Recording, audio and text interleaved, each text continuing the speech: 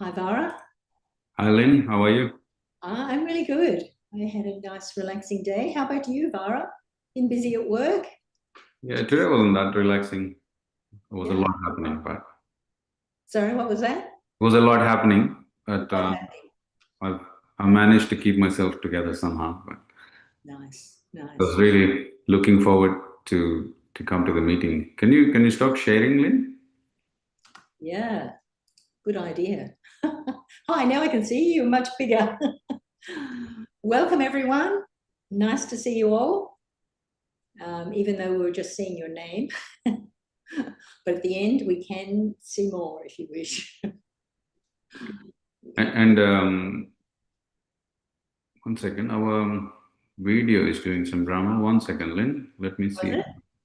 Figure this out. It's only showing. Okay, I got it now. I got it now. Now it's only me here as well. All right. Oh, here we go. We'll be fine soon. Yeah, all good. So, um,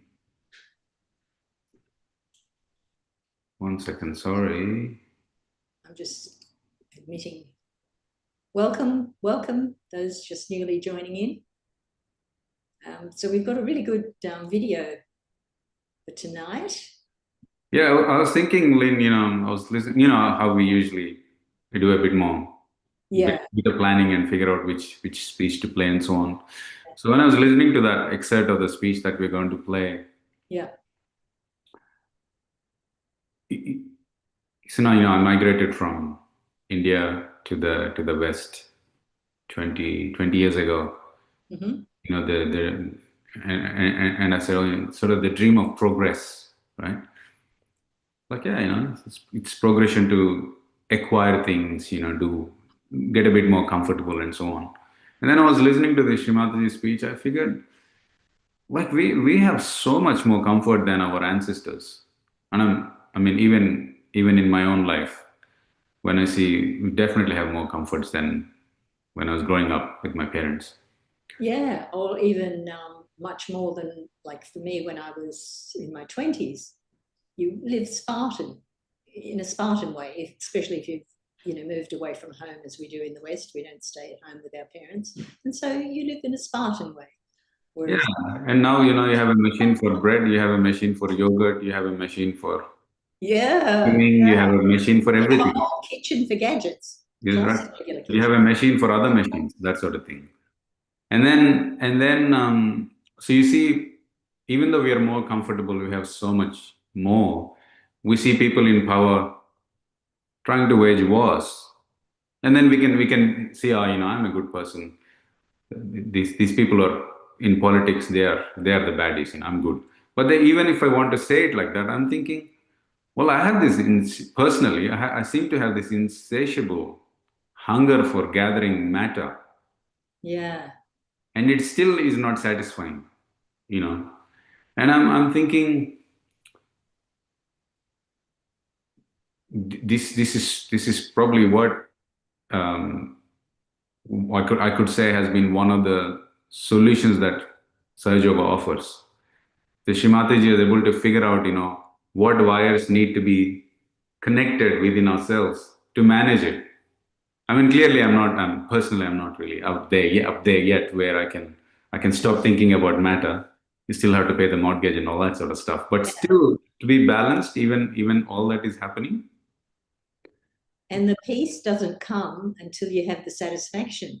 So, yeah, how are we going to progress if we can't make that peace within ourselves? So we have to be satisfied somehow. And there are millions of books about being satisfied, right?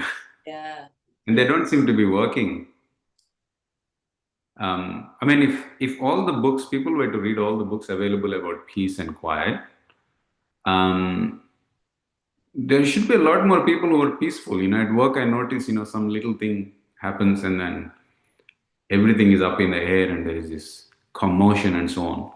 And when I was listening to that speech, I felt, oh wow, Sri Mataji offers something that is very profound yet very practical.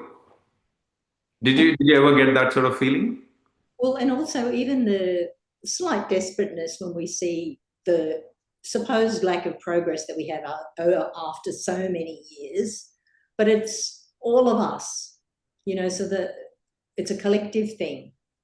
Even the individual progress is not enough, because if we're all joined together, it's not happening for that reason, that we're all not there. That is interesting. Often Shri Mataji links with the old scriptures. What you just said is, love thy neighbor, right? Yes. It's like, as a neighbor is not just the guy next door, it's everywhere. Unless everybody is sort of satisfied and everyone was seeing and happy on social media and on TV, and the crazy videos and crazy chats that are going on. And that's the thing. If we're still seeing that, that means we haven't forgiven those people. Do you think? Collectively. No, what you just said, I think I didn't even hear what you're saying in the last part of your sentence. Is that so? That means unless everybody is sort of okay, nobody's okay. Yeah. Sort of. Yeah. Okay.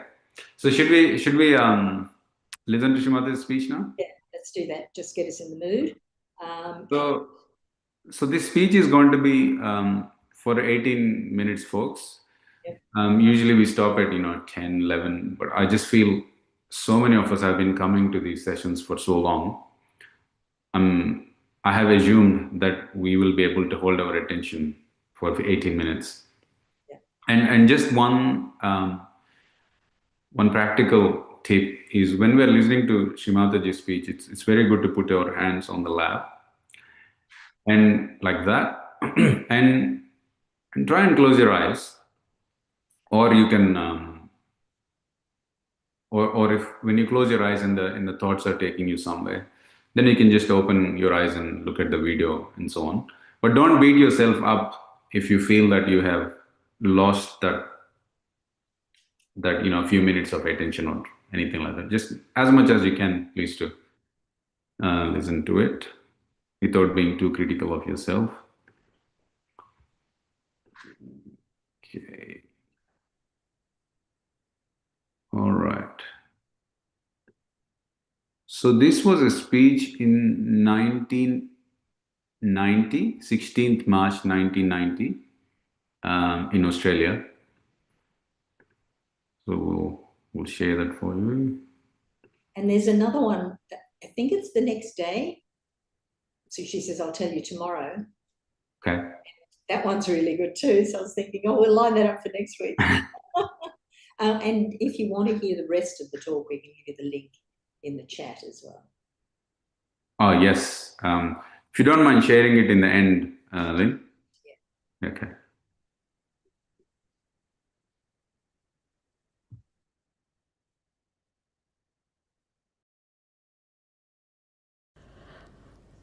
So many conditionings we have. How to get rid of them, how to be cleansed is a very big problem today. And for that, I think it is important that we have to get our self-realization. We talk my body, my hand, my mind, my ego. But which is this my? Which is the I behind it? And when doctors also talk about the autonomous nervous system, they don't say, what is this auto? Who is this auto? We say automobile. So there is a driver sitting, driving the car. But who is driving this car? That is what we have to find out. And that auto is the spirit within us. Unless and until the connection with the divine is established, all other efforts are really fruitless. And that's why many people ask me why all the religions are fighting among themselves, why people who believe in God are fighting among themselves, why they are so sinful, why aren't they so good? The reason is they have not found the truth as yet. Just believing in any God or being born in any religion doesn't make you a righteous person at all. Anybody following any religion can commit any sin. There's no bondage. But when this Kundalini rises into that green part, as you see, we call it as a void. It's the area which is like the bridging. Very significant it is, like Moses bridged. In the same way, this is the bridging. And this bridging, when it takes place, you can cross over this ocean of illusion, as we say. But actually, this ocean of illusion is representing our 10 valencies within us. We have 10 valencies, 10 dharmas, 10 our innate nature as human beings. So when Kundalini rises into this area, it enlightens this area, and a person who is a realized soul doesn't do anything wrong. He doesn't cheat, he doesn't bribes, he is not frightened, he's so courageous, he's so compassionate, he's so dynamic, he's so loving. This is only possible when you are innately religious. Unless and until that happens, the religion outside, the man-made religion, cannot give you what it is promising you. And that's why people are surprised that there is a big difference between the practice and precepts of religion. Every religion has said that you seek yourself. So there was nothing wrong with all the prophets, incarnations, all the saints. They all said the same thing. But we have missed the point. Everything has become either money-oriented or is an intellectual probing. It is through intellectual probing you reach a point where you realize that you have not reached the reality. So what should we do?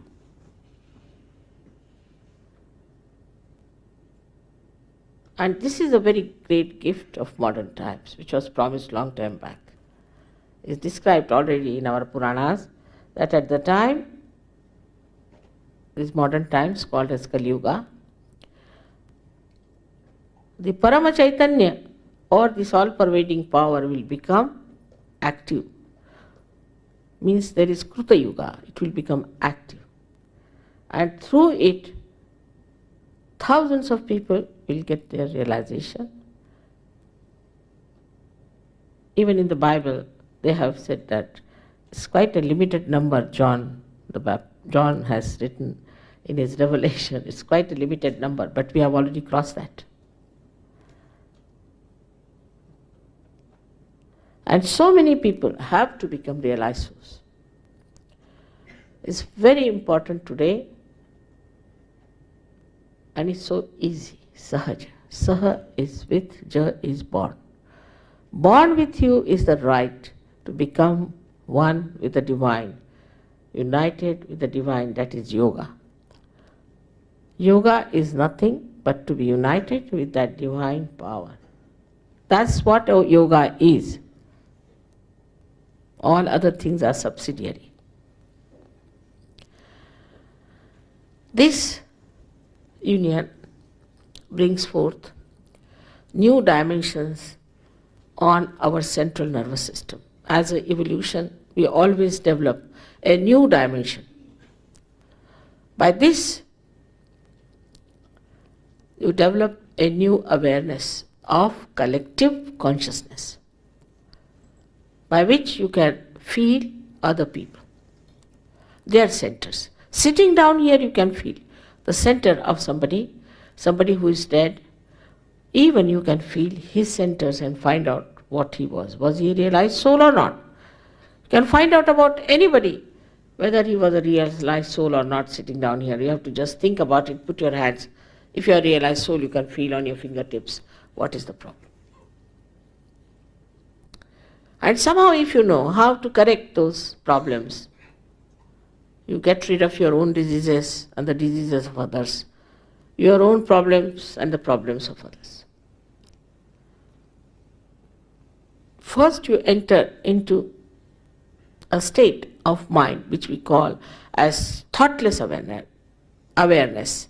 When you cross this center of Agya, that is placed in the optic chiasma. You become thoughtlessly aware. You are aware, but there is no thought. It's what a blessing it is. See, I see a carpet here. It's beautiful. And when I look at it, if I start thinking, oh, what a good carpet, if it is mine, it's a very big headache, because I'll be thinking, I hope it goes home, is already insured, is not lost, is not spoiled, all kinds of worries about this carpet.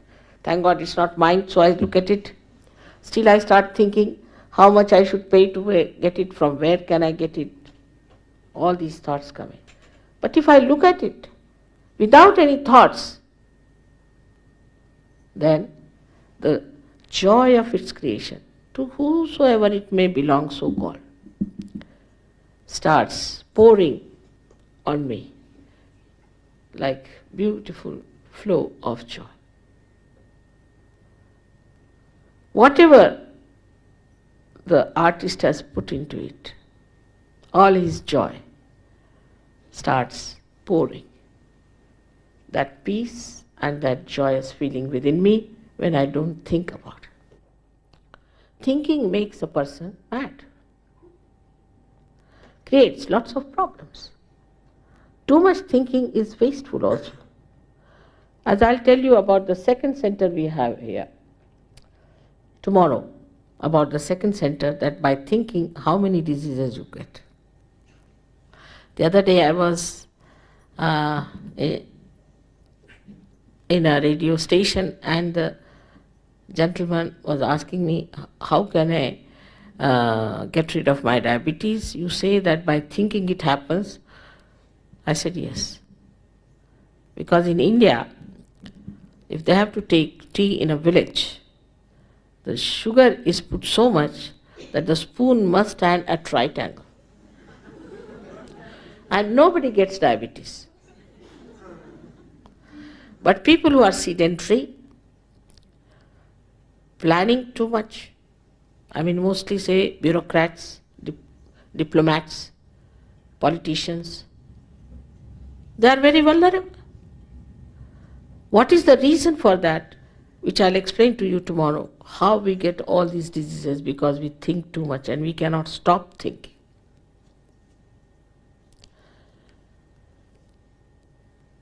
But so far, we have to understand that we are all on this, either on the right side or on the left side. We are not in the center. The centers are like this, I would say, the left and the right. And the left side and the right side join together to make the center.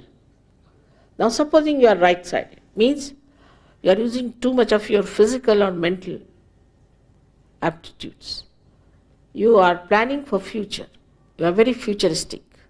Then this starts extracting energy from the center and starts moving to the left, right.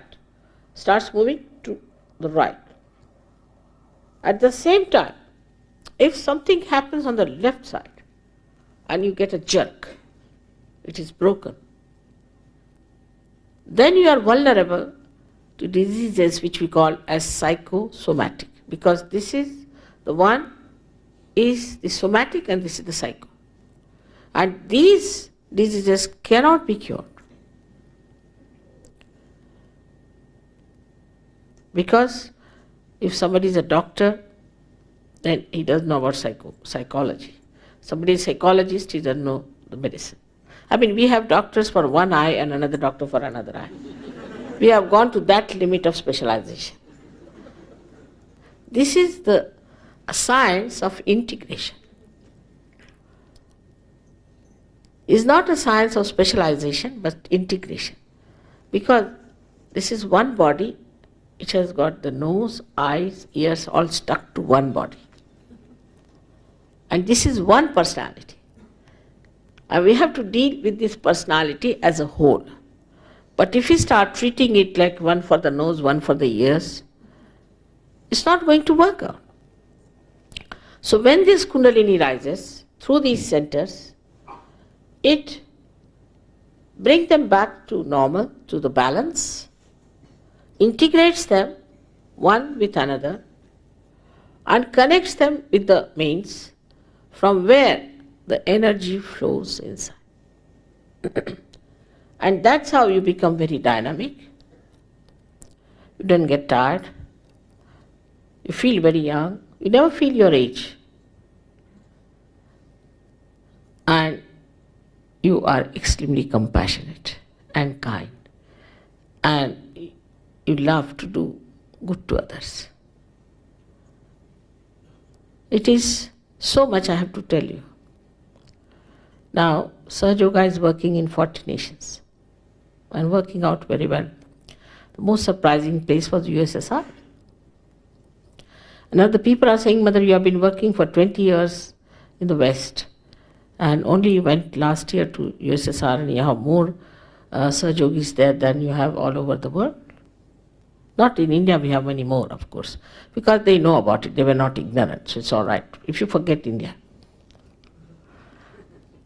I don't know what's so special about them that they could see this so clearly. And one of the snags of Sahaja Yoga is that you cannot pay for it. And this really is the very great snag, I think, because a gentleman from BBC in England told me that Anglo-Saxon brain cannot understand anything that can be done without money. I said, who has made this brain, God or somebody else? It's very surprising. And even I went to Toronto, Boston, and they said, how many Rolls Royces you got? I said, I have none, because I don't take any money. Whatever I have is of my husband's. They said, then we are not interested. You have to be in the business. It's very shocking. This kind of a attitude towards divine. I said, how much money did you pay to Christ?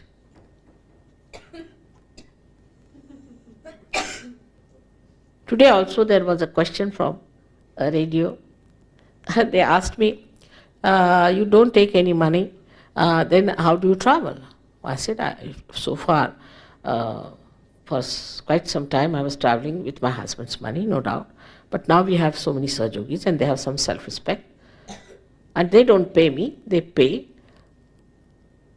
to the travel agents, not to me. They don't want I to pay for them. Then tomorrow we will say, all right, you pay for our food also.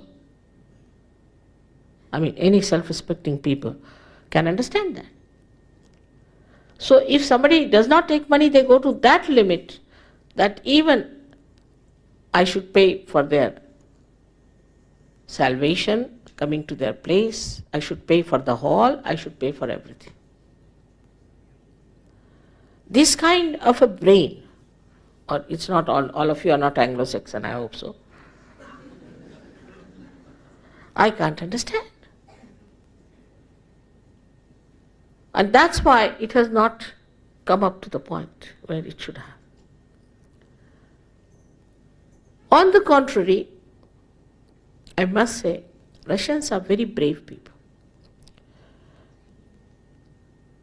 With the war, they have become very strong.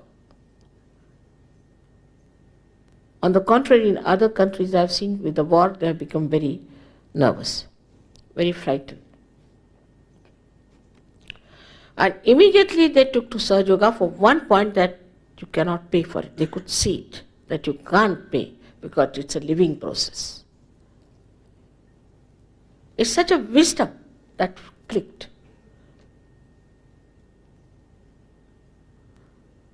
You won't believe, in England I was fighting with 7 hippies for 4 years. The questions, the bombardment, too much. I was about to give up. They just thought that it's something to be attacked.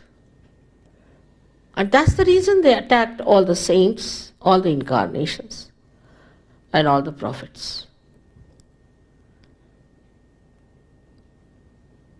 But I hope now everybody realizes that we are in trouble.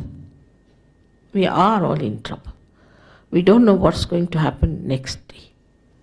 We might get into cancer, might get into some other trouble. We might have any problem that we do not know about. We are not sure of our future. So it is better that we get our special energy that is within us. We get ourselves enlightened and take to something that will make us much wiser, healthier, joyous, and knowledgeable. Knowledge does not mean what you know through your brains, but on your central nervous system. That's what everybody said. That the time has come. It's a blossom time, I call it. There are thousands and thousands who can get realization.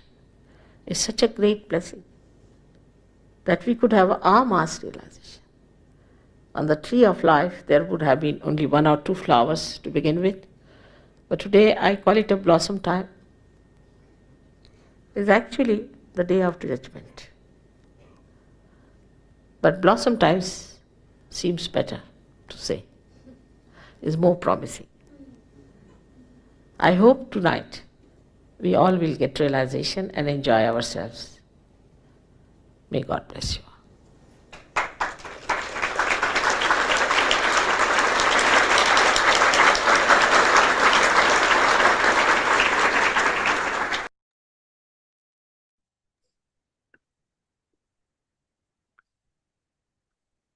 Can you take us through that process of self-realization, Lynn? Yeah, let's do that. I've just posted the link of the talk if somebody wants to grab that for later or during the week. Let's just sit comfortably as we were with our hands up on our lap. And this will be strengthening our self-realization for those of us who've gone through this many times. And for the benefit of those who maybe are here for the first time, this will connect you up with where everyone else is. So our hands are open, our feet, we've got our shoes off and they're both on the earth. So we're going to keep in touch with the elements of nature. Nice if we can close our eyes, and I'll just tell you what we're doing. So no need to worry, you can open your eyes if you need to see where we are. We're going to put our hand in various spots on our left side.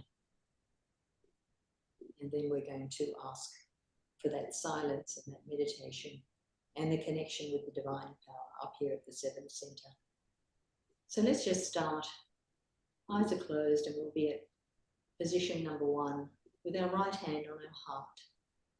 And let's ask the question of our own spirit. Who am I? Who is the I? Who am I?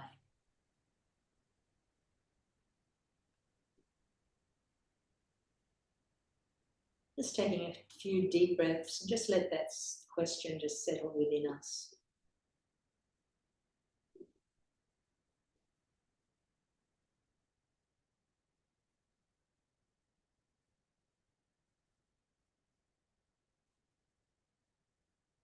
Let's bring the hand down just under the rib cage, the upper part of our stomach.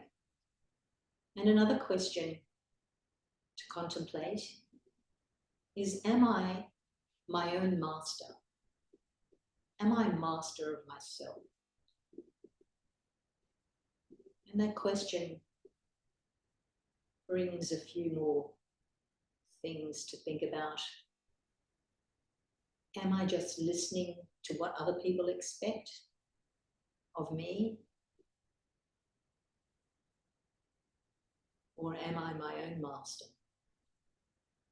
Seeing what I need, not what is expected, even what I think is expected. Am I my own master?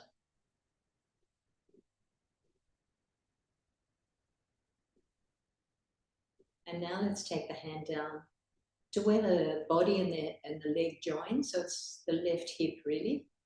And this is adjacent to where our energy, our mothering energy, is coiled up waiting to take us into the present moment and connect us and give us all the information about who we are. And we're going to ask our mothering energy Mother, please give me the true knowledge of myself, of who I am. Really desiring from our heart when we ask this question. Mother energy, please give me the pure knowledge.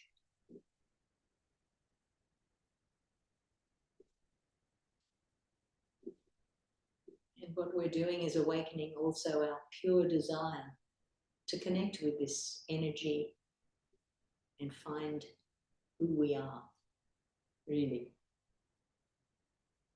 And now we can go up to the top of our stomach. And now that we've awakened the possibility of knowing ourselves, we can affirm now, answer that question. I am my own master. Mother, by your grace, I am my own master.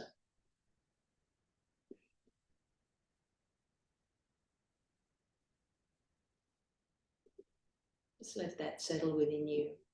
Take a few breaths. Nice deep breath, holding it at the top, and then letting it out. Holding it when it's released also, just for a second or two.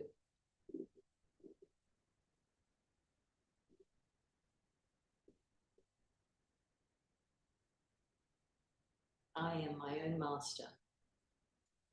And it is by your grace, Mother Kundalini energy, that I am my own master.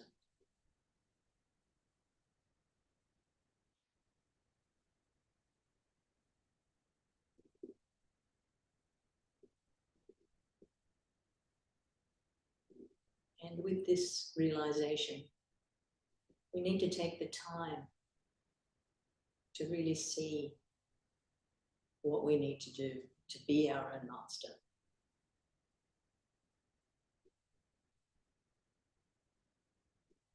So we don't want to just keep on going with the flow, with what everyone else is doing. We really want to see what is right for me. Now let's go up to our heart and let's answer this question. Because here is where our spirit resides. So we can affirm here that Mother Energy, I am the pure spirit. Say that quite a few times.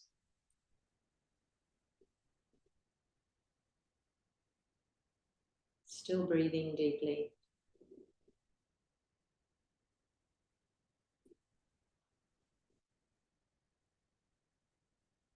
Just try to hold on to and absorb this idea that I am the pure spirit. So I'm not this body. I'm not all these possessions.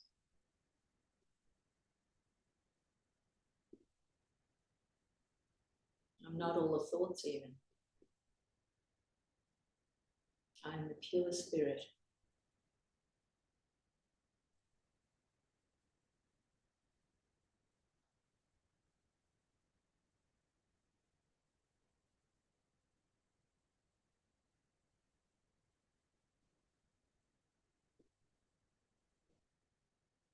So as our mothering energy, called Kundalini in the Sanskrit terminology, as she travels up, connecting us with our spirit, and now going up further, what hampers the journey is if we feel guilty about things. So let's take our hand now to the joining of our shoulder with our neck. So the fingers are going around the back, and the palm of our hand is the front, just squeezing that area. Here we need to let go of any guilt we're feeling. So simply by saying, Mother, by your grace, I am not guilty. So now just say that a number of times, and that should release anything that we're holding on to and feeling guilty about. I am not guilty.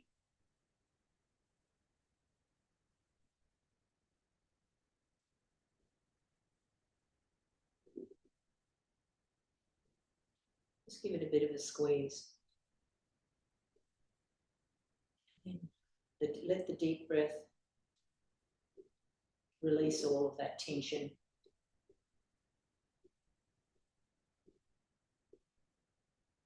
And now we're going up to the forehead, to the energy center there. And what makes this passage very clear is when we forgive. We have to forgive everyone, forgive all the thoughts, and forgive ourselves. So we're just dropping our forehead into the palm of our hand. The head's dropped forward a little bit, holding it quite firmly on the edges. Here we're simply going to say, Mother, I forgive everyone, and I forgive myself.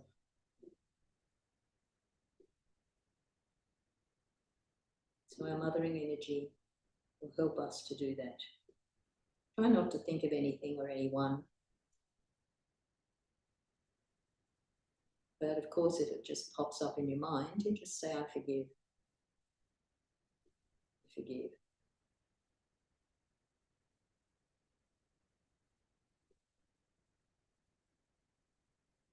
And we'll do it from the reverse. So we're leaning our head back into the palm behind, keeping the palm behind. Our head is tilted up.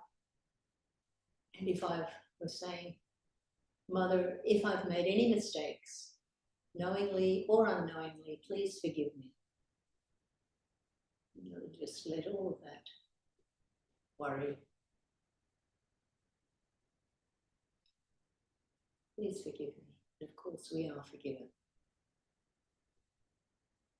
And on the out breath, just let all of that tension disappear.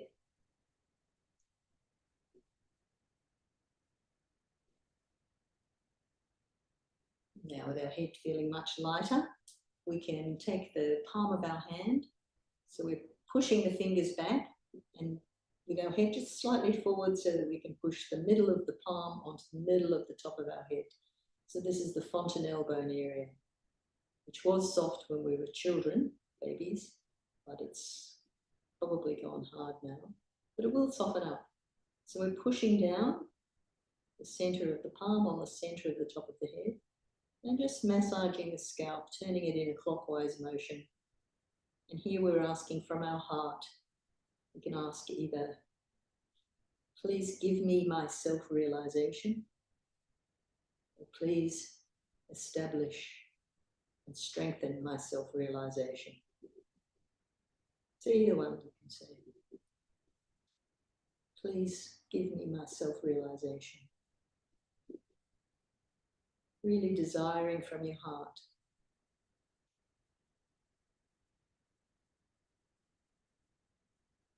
And just raising our hand up a little bit. So this is the area where we get our self-realization, connection to that all-pervading energy. That's the divine looking after every little thing in the universe. And we're now connected to that energy. Full family of energy, Mother Kundalini, a spirit, and the all-pervading energy. We're just going to ask Mother Kundalini energy, please let me feel the silence of my self-realization, my connection to the divine.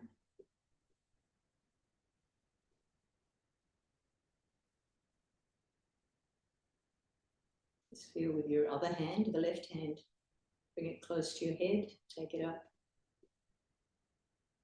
Just establish a place above your head to focus. It's where your attention is. Turning the two hands open on your lap. Just focusing above your head.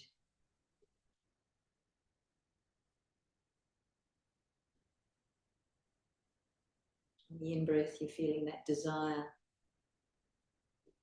And on the out-breath, your attention goes to the top of your head.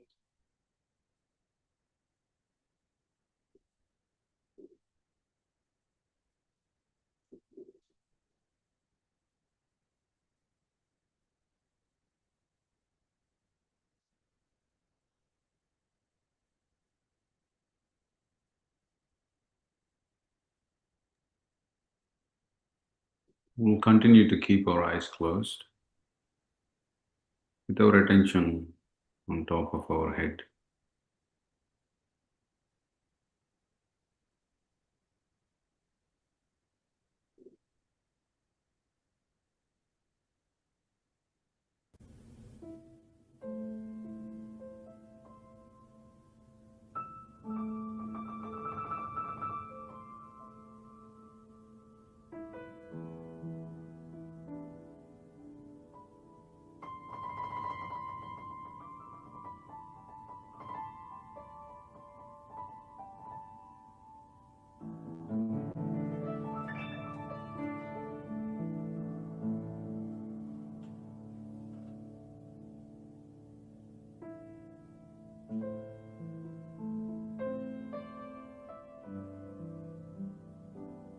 All our desires, the good, bad, and the ugly, they all originate from our left channel. We don't act on those desires.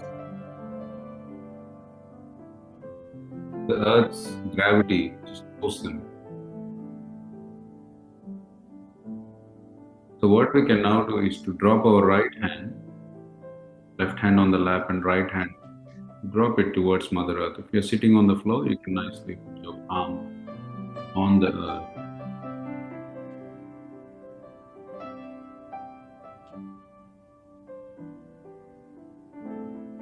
Here you ask,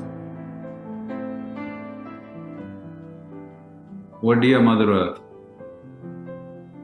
please absorb all my impure desires." While you repeat that prayer in your hearts, you can keep your attention on top of the head. Mother Earth only acts when your spirit is aligned with the all-pervading spirit through the Sahasrara, the topmost. Dear Mother Earth, please absorb all my impure desires.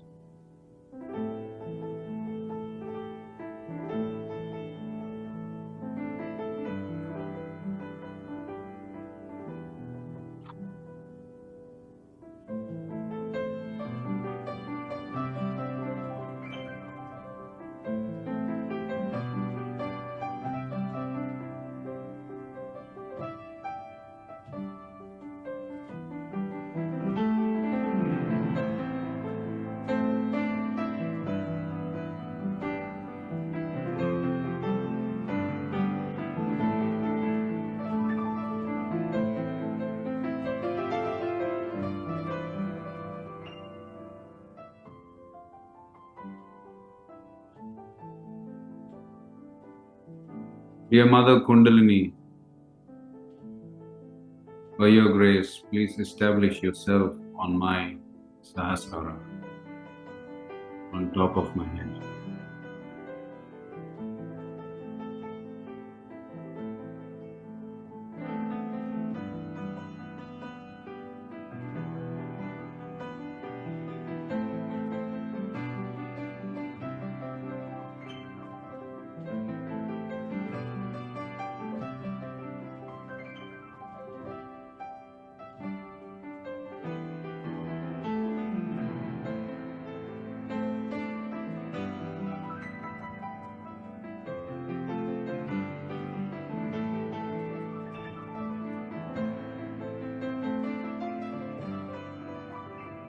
Mother Kundalini, please pass through this ocean of illusion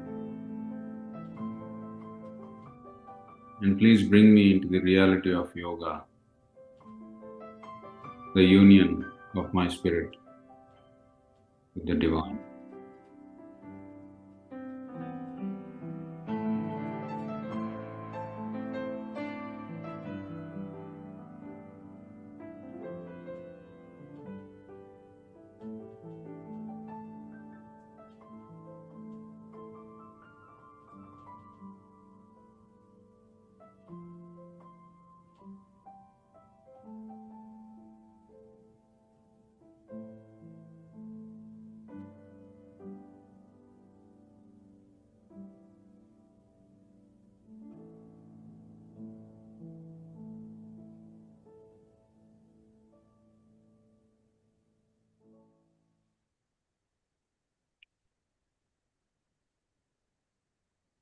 And we put our right hand on the lap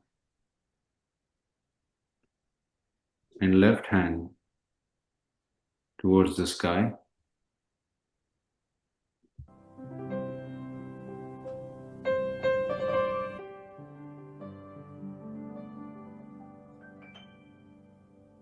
Now all the impure desires that sneak through, they make us aspire, acquire and dominate. And that happens through our right channel, especially through the liver. And now we ask Mother Kundalini through her power to cool our liver.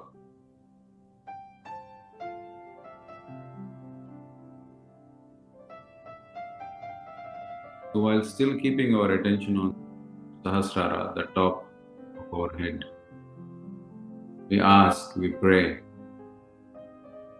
Mother Kundalini,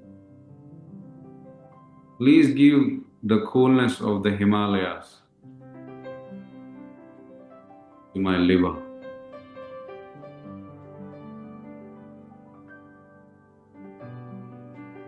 Mother, please give the coolness of moon to my liver.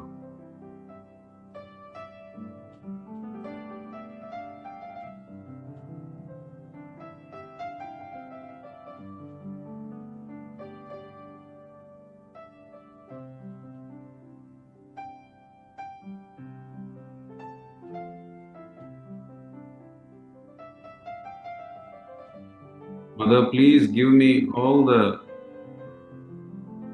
special life-giving powers of the mountain Sanjeevani to my liver so it regenerates.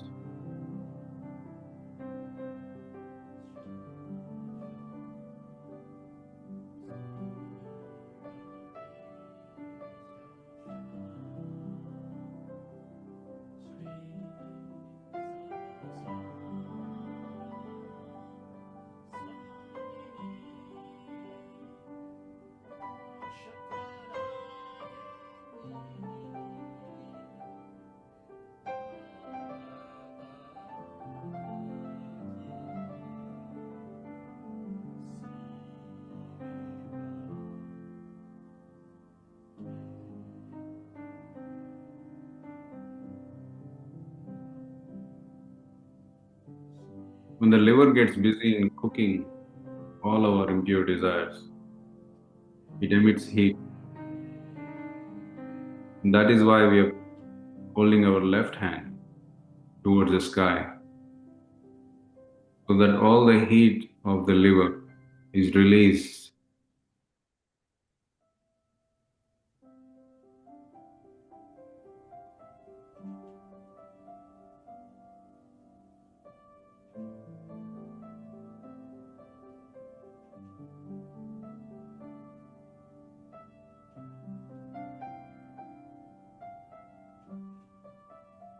Mother, by your grace, please bring my right channel to balance.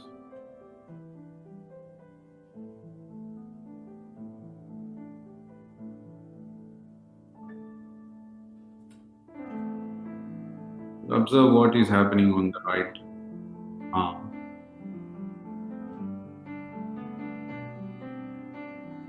Once the right channel comes to balance, any discomfort or heat passes away and your right palm will feel slightly cooler.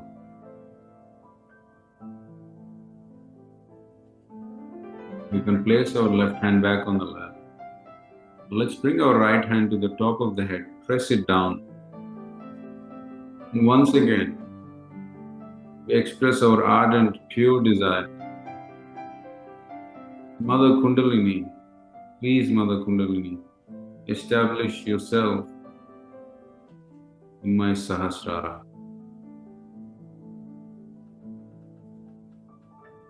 The energy center of vibration.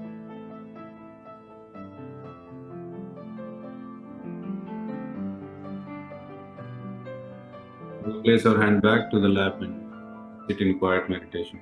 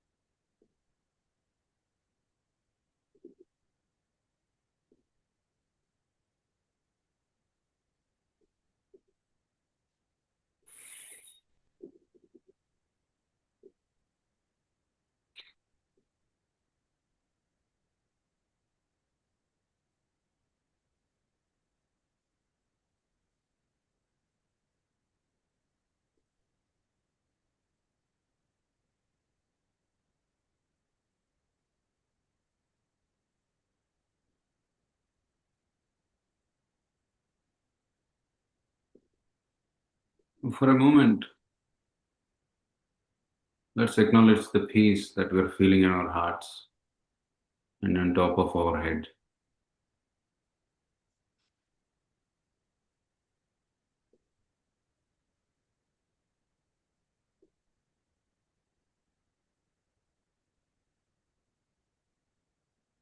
And with our right hand on our heart, let's thank Shri Mataji Nimla Devi, who has gifted us this technique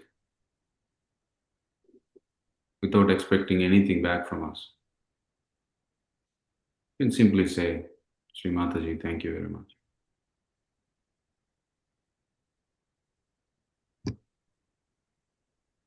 And Lynn, if you can take us through the process of raising our Kundalini and taking on them. So here's how we begin and end our meditation, or whenever we're leaving the house also, it's a nice protection. So we raise our Kundalini with our left hand and the right one winds around.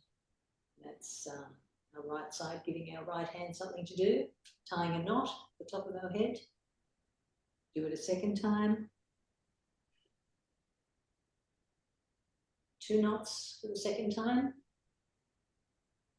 And the third time, 3 knots. This time, looking back, tying 3 knots, keeping our Kundalini up there at our Sahasrara. Now with those lovely vibrations we're feeling in our hands, with our right hand, we're going to start from the left side and just keep a nice protection of vibrations over our body, over and back 7 times. So that's once for each of our chakras, or our energy centers. 7 times over and back. And that's the one thing we try to make a point of doing each day, to get ourselves into that nice vibrational state. I think that's about 7. More or less 7 is also good. So thank you everyone for that lovely meditation together. That was very nice, Farah. Thank you. And look forward to seeing you all next week. And just to mention, sometimes if you're changing meditation times or whatever, we announce that in the WhatsApp group. So if you're not already part of that WhatsApp group, please join that group. And we look forward to see you next week. So we can put you in the WhatsApp group just with your mobile phone number. So if you wanted to. Yep. For viewers on YouTube, we're sure you'll find a way to connect with us. We can switch on the chat function now, Lynn. If anybody has questions, you can please drop a line. In the previous weeks, there was some disturbance with the chat, people dropping all sorts of unnice messages. So we switched it off. So if you have any comments or if you want to ask any questions, please drop a line here. Yeah, chat is open. So and while we're giving you the space to do that, we can pop a bit of meditation music on for those who want to carry on with a bit of quiet meditation with music. Anything else you wanted to say, Vara, before we? No. All good? That's all, yes. We'll see you next week. Look forward to that, everyone. And yes, just lastly, please make a note of that link that Lynn has put for this speech that we played today. Thank you, Carol, for your comment. And Mick, glad you enjoyed. Oh, you have a comment? Yes, okay. Hearing that. Feel free. I'll put the music on anyway, and we can chat in the chat.